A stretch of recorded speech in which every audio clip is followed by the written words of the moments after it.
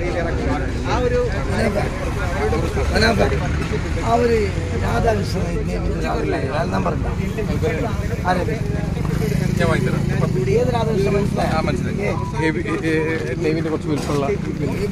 എന്നത് ഏറെ വെല്ലുവിളിയായി ഈ സമയവും അവശേഷിക്കുകയാണ്. അവശിഷ്ടങ്ങളുണ്ട്, ഇതിലുള്ള മരത്തിന്റെ വേരുകളടക്കമുള്ള അവശിഷ്ടങ്ങളുണ്ട്. നേരത്തെ കണ്ടെത്തിയ കടയുടെ ഭാഗങ്ങൾ ഉൾപ്പെടെ മൂടിക്കിടക്കുന്ന സാഹചര്യത്തിലാണ് ട്രക്ക് ഉടഞ്ഞു കിടക്കുന്നത്. ഒരു സാഹചര്യത്തിൽ എന്തുമാത്രം അതിനുള്ളിലെ കാഴ്ച ഈശ്വർ മാൽപ്പയ്ക്ക് കാണാൻ സാധിക്കും എന്നത് വലിയ വെല്ലുവിളിയെ തന്നെ ഇപ്പോഴും ഇവിടെ അവശേഷിക്കുകയാണ്. പക്ഷേ അർജുന്റെ കുടുംബത്തിന്റെ മുന്നിൽ അർജുന്റെ കണ്ടെത്താനുള്ള സമയത്തിന്റെ മുമ്പിലൊക്കെ മറ്റു മാർഗങ്ങളില്ല. ഇപ്പോഴുള്ള ഈശ്വർ മാൽപ്പ എന്ന പ്രാദേശിക മത്സ്യത്തൊഴിലാളിയെ കേന്ദ്രീകരിച്ചാണ് അദ്ദേഹത്തിന് ഇത്തരം സാഹചര്യത്തിൽ ഇറങ്ങിയിട്ടുള്ള അദ്ദേഹത്തിന്റെ ഒരു അനുഭവ സമ്പത്ത് നിങ്ങൾക്ക് പ്രയോജനപ്പെടും എന്നൊരു വിശ്വാസമാണ് അർജുന്റെ കുടുംബത്തിനടക്കം ഇപ്പോൾ ഉള്ളത്.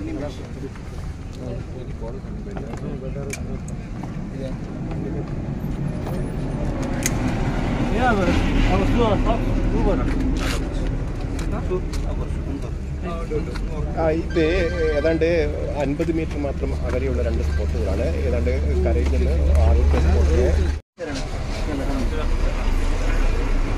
ಈಶ್ವರಣ್ಣ, ಈಗ ಕಾರ್ಯಾಚರಣೆ ಶುರು ಮಾಡ್ತಿದ್ರಾ?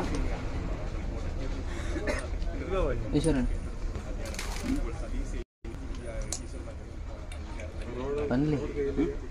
ಕಾರ್ಯಾಚರಣೆ ಶುರು ಮಾಡ್ತಿದ್ದೀವಿ. ಈಗ ಶುರು ಮಾಡ್ತಾ ಇದ್ದೇವೆ ಕಾರ್ಯಾಚರಣೆ. ನಾವು ಈಗ ನಮಗೆ ಅನುಮತಿ ಕೊಟ್ಟಿದ್ದಾರೆ MLA ಆದ ಸತೀಶ್ ಶೈಲ್ ಅವರು. ಯಾವಾಗ ತನಕ ಈ ಕಾರ್ಯಾಚರಣೆ? ಇವತ್ತು ನಾಳೆಗೆ ನೋಡ್ಬೇಕು.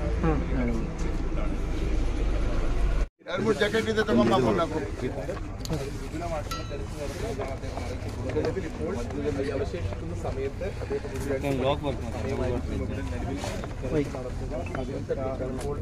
ഒരു അവസാന ഘട്ട ഒരുക്കത്തിലാണ് നടന്നത്. ഉടൻ തന്നെ പുഴയിലിറങ്ങിയുള്ള തിരച്ചിൽ അദ്ദേഹം ആരംഭിക്കും. നമുക്ക് അറിയാം, ഈ ദൗത്യത്തിന്റെ നിർണായക ഘട്ടത്തിൽ അദ്ദേഹം ഇവിടെ എത്തി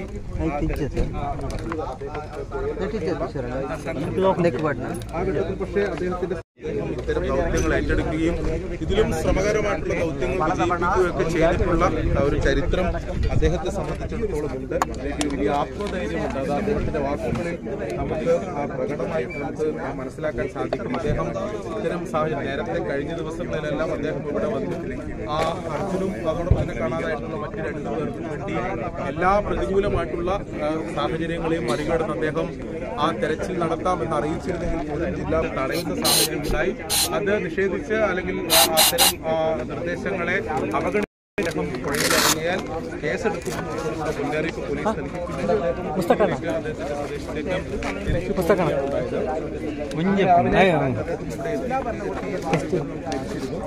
അദ്ദേഹത്തിന് ഏതെങ്കിലും ഒരു തരത്തിൽ ഈ ദൗത്യത്തിൽ പങ്കെടുക്കാൻ കഴിയുമെന്ന് നമ്മൾ പോലും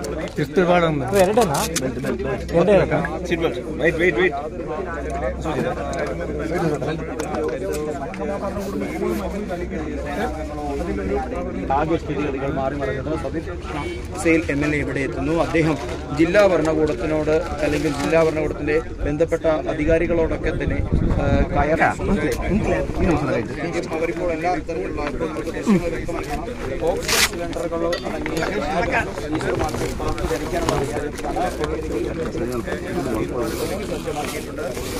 ഇന്ന് തന്നെ ഈ പ്രക്രിയയുടെ 2ാം ഘട്ടത്തിന്റെ ആരംഭം ഈ അടുത്ത ഇനി വരുന്ന നിമിഷങ്ങൾക്കുള്ളിൽ തന്നെ ആരംഭിക്കുന്ന ഒരു കാര്യമാണ്. ഇവിടെ സതീഷ് ടെക്സ്റ്റൈലിന്റെ ഭാഗത്ത് ഉപയോഗിച്ചിട്ടുള്ള ഒരു ഡ്രെഡ്ജിംഗ് മെഷീൻ ഇവിടെ ഇത്തരത്തിൽ ഒരു മണ്ണുമാന്തി യന്ത്രത്തെക്കുറിച്ച് നമ്മൾ ആദ്യഘട്ടങ്ങളിലൊക്കെ തന്നെ പറഞ്ഞിരുന്നു. എന്നാൽ 6 നോട്ട്സിന് മുകളിലാണ് പുഴയിലെ ഒഴുക്കെങ്കിൽ ഇത്തരത്തിൽ ഡ്രെഡ്ജിംഗ് മെഷീനെ എത്തി മണ്ണ് നീക്കം ചെയ്യുന്നതിലും പാറ നീക്കം ചെയ്യുന്നതിലും വലിയ ഒരു ബുദ്ധിമുട്ട് നേരിടും എന്ന് ആദ്യമേ തന്നെ അതുമായി ബന്ധപ്പെട്ട സാധനങ്ങൾ താഴെയായിട്ടുണ്ട്. ഈ നിലവിൽ ജലനിരപ്പ് സമീപ ದೋಣಿಯಲ್ಲಿ 2 ಜನ ಹೋಗ್ತಾರೆ.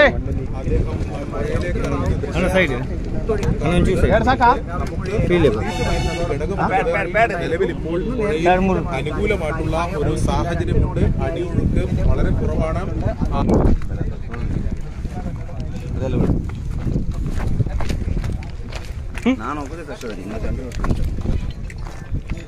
ಅಭಿ ಪಾಸ್ ಮಾಡಿಟ್ಟಿದೆ.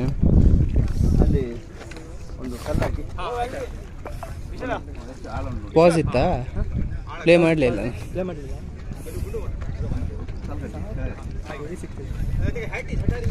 ಪ್ಲೇ ಮಾಡಿದ್ರ ಮತ್ತೆ ಎರಡು ನಿಮ್ದು ರೋಪ್ ಇತ್ತಲ್ಲ ಎರಡು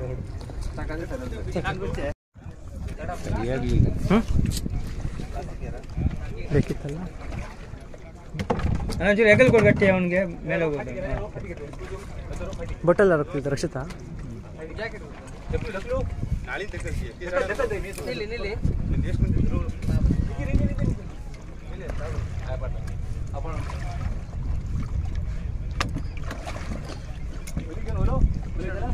ನೀವೆಲ್ಲ ಹೌದು ಆಯ್ತು ಕೊಡಿ ಕೊಡಿ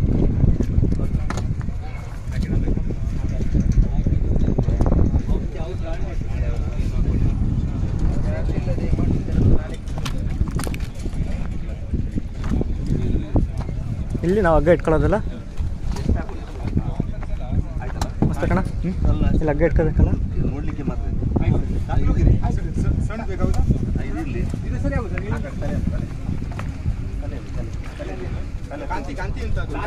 ಹಾಂ ಲಾಸ್ಟ್ ಕುಚ್ಚಿ ಕುಚ್ಚಿ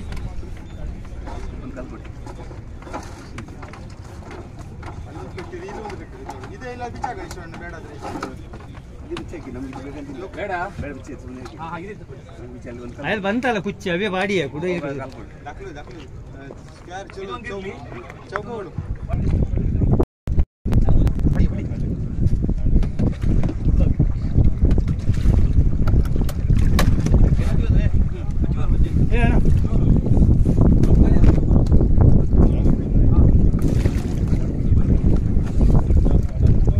ಮಳೆಗೆ ಗುಡುಗು ಬೇರೆ ಬರ್ತಿದೆ. ಹಾಂ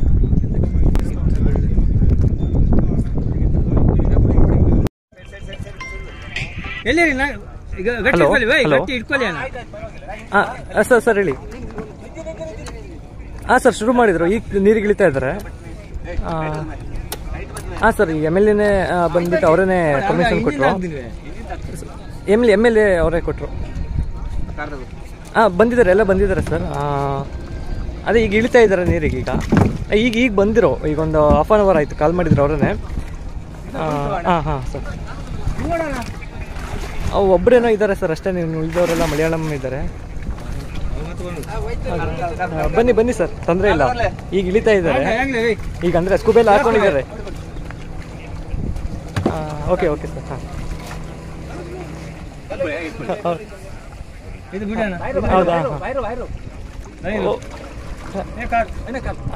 ಓಕೆ ಸರ್. ಓಕೆ ಸರಿ ಸರ್, ಆಯ್ತು. ಓಕೆ ಕಳಿಸ್ತಾರೆ.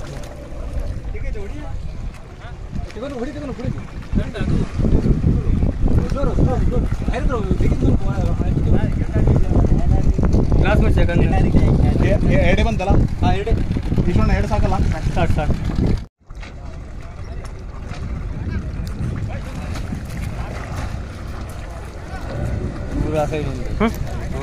ಈ ಕಡೆ. ಹಾಂ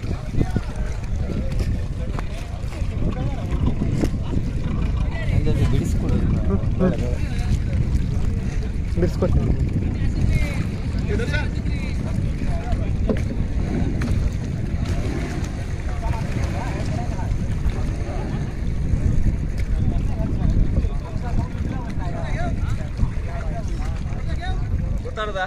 ಹಾಂ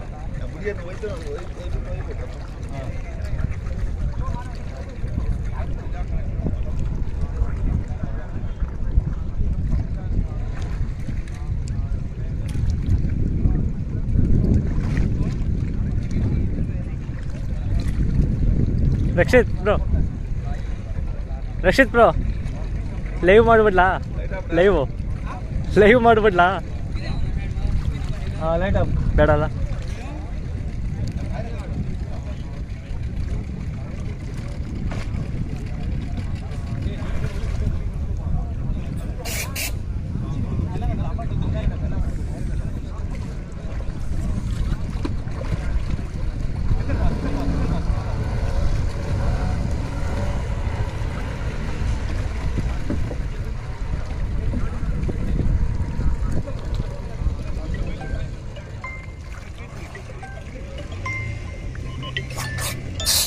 ಹಲೋ ಇಲ್ಲ ಇಲ್ಲ ಖಂಡಿತ ಕಳಿಸ್ಕೊಡ್ತೀನಿ ಸರ್.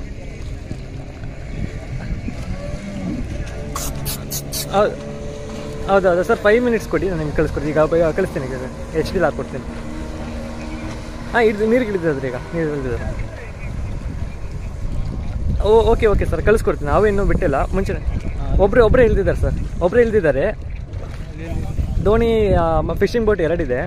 ಇವರು ಅದೇ ಬಿದ್ದಿತ್ತಲ್ಲ ಅಲ್ಲಿಂದ, ಅದೇ ನೀರೊಳಗೆ ಹೆಂಗೆ ನಡ್ಕೊಂಡೋಗಿ ಇಳಿತಾ ಇದ್ದಾರೆ, ನಡ್ಕೊಂಡು. ಹಾಂ ಓಕೆ ಇಲ್ಲೇ ಇದ್ದೀವಿ, ನಮ್ಮದು ಲೈವ್ ಮಾಡ್ತಿದ್ದೋ. ನಿಮಗೆ ಕಳಿಸ್ಕೊಡ್ತೀವಿ ಬಿಡಿ ಸರ್, ನಾವು ಬಿಡ್ತೀವಿ. ಆ ಕಡೆ